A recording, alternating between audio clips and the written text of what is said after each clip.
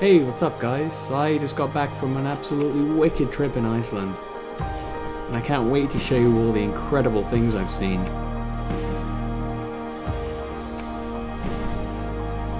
That's Chris on the right there, and he's our guide. He's been coming to Iceland for 30 years, so he definitely knows his stuff.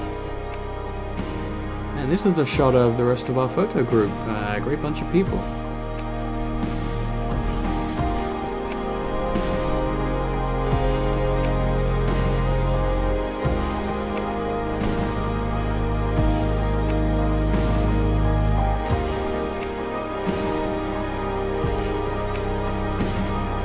Our first night was in Reykjavik, the capital city, and it's an interesting place, but honestly, I was here to see the landscapes, and there's no shortage of those coming up.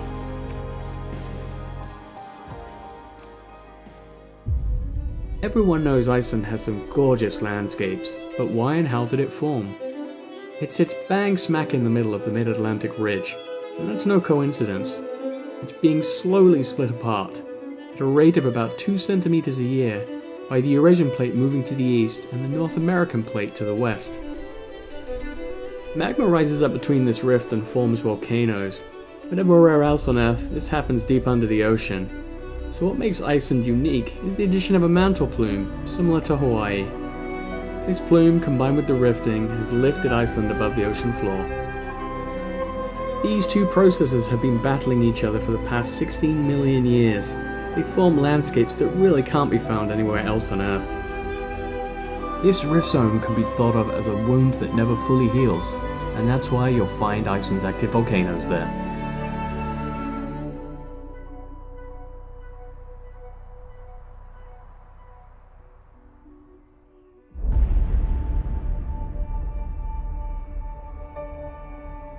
So we're all super excited to get going on our first day.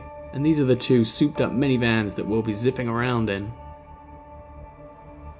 And this is our first photo stop at the largest natural lake in Iceland called Thingvallavatn. And you'll have to excuse my pronunciation because if you haven't guessed by now, I'm not Icelandic.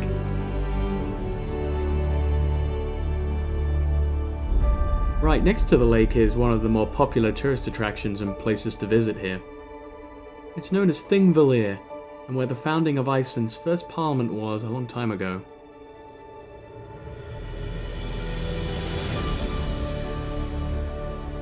I'm actually walking between the rifting zone of two tectonic plates. On the left side here is the American plate, and the right side is the Eurasian plate. We quickly moved on to Geyser, whatever you want to call it, and this bad boy erupts about every 5 minutes. And yeah, it got pretty wet. But not as wet as here in Gollafoss, where I got absolutely soaked. It was so warm out that I forgot my jacket.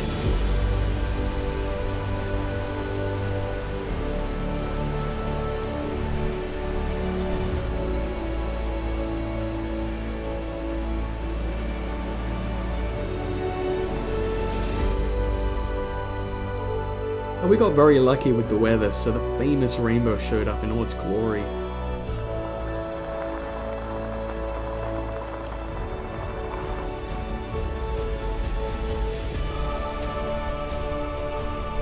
After a long drive, we arrived at the first mountain hut, and this place was pretty basic.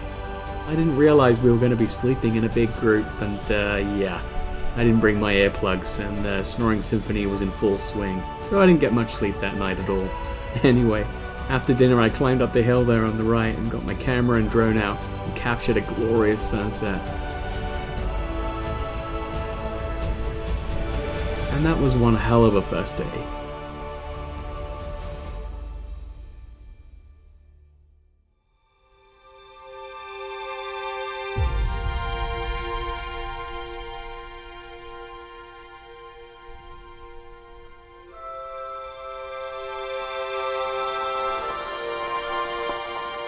After that hectic first day, we got some time to relax a bit at a single location. Up high on the mountains with a great view of this tall obsidian cap volcano.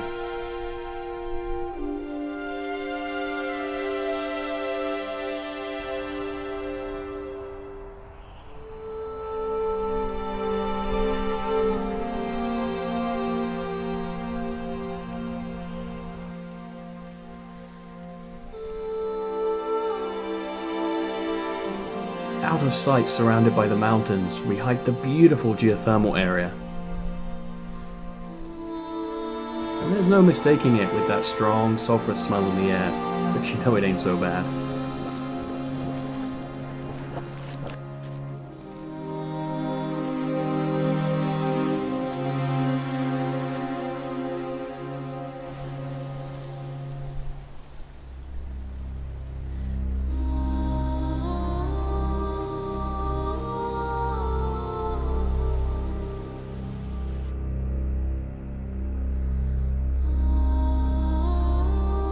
Perfect conditions to fly the drone. It's usually very windy up here, but again we got super lucky.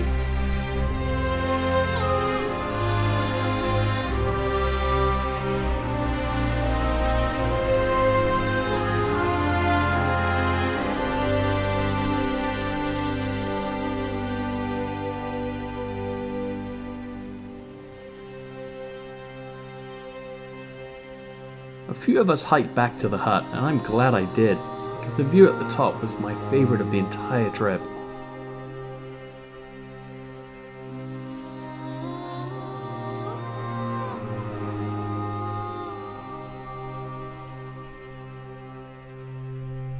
After grub, an incredible sunset seemingly came out of nowhere. I was sitting there with my camera just in case, and it definitely paid off.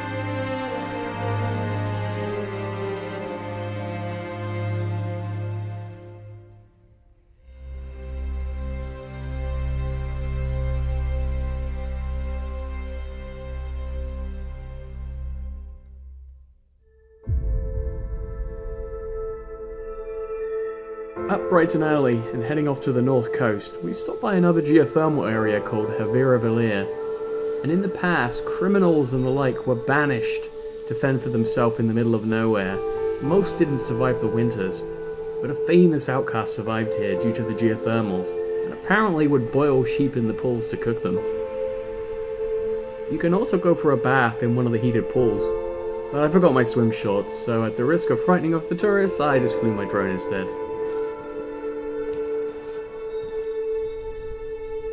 On the way to Dalvik, we passed a small peat church and a farming museum, but honestly I think I fell asleep, it's not really for me. But it was a welcome time to relax a bit. And then we arrived at the north coast, and what a drive it was.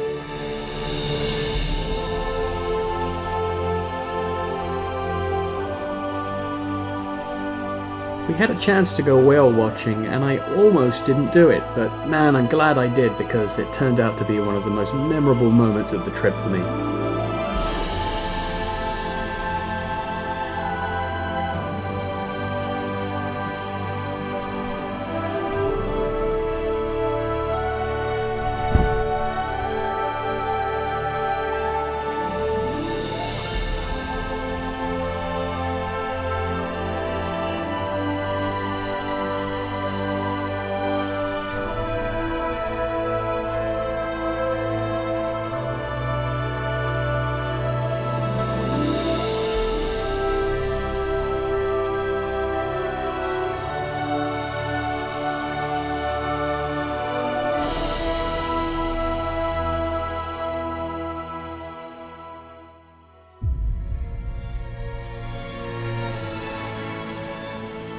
A little more overcast today, but it's time for another waterfall, and this one's called Gordafoss. Perhaps less impressive than some of the others, but it's off the beaten track a bit, so drones are permitted, I think.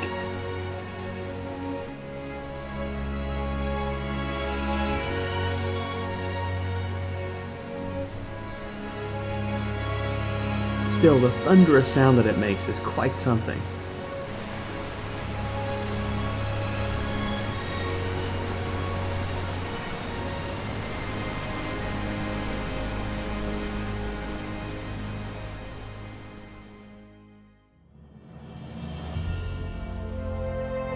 And onwards we go, we're now in the Myvatten area.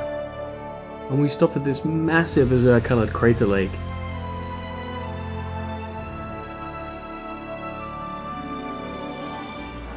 This area is very active, and nearby a vast lava field, which last erupted recently in 2014. The darker the lava, the more recent it erupted.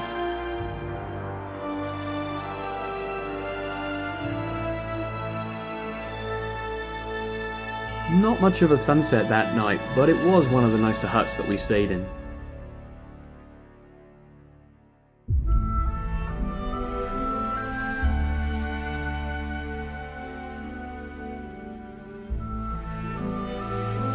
These are pseudo-craters, which you could easily mistake for a volcano.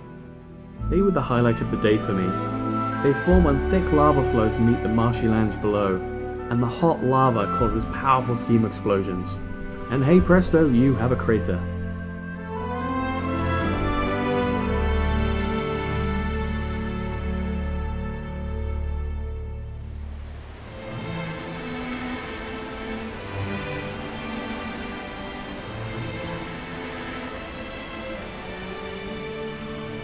The mother of all waterfalls, Dettifoss, known as the most powerful waterfall in Europe.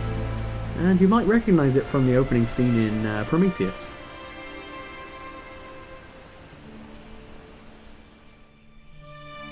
I was so taken away with Dettifoss that I almost missed what was probably a more photogenic waterfall nearby, known as Selfoss.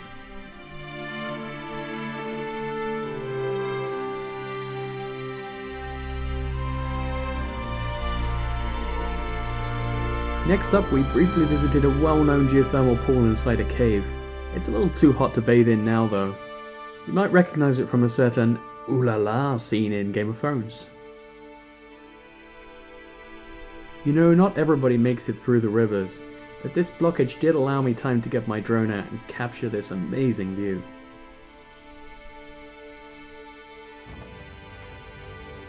We're now heading to the most remote location on our trip, a grueling 5-hour drive through lava flows to the base of Askja volcano.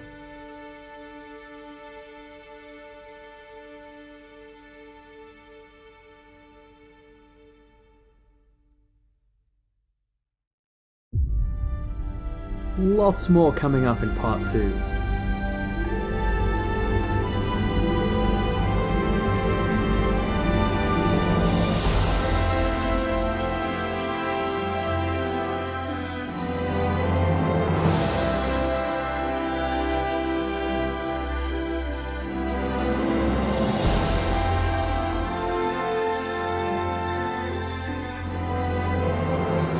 Thanks for watching and see you guys next time.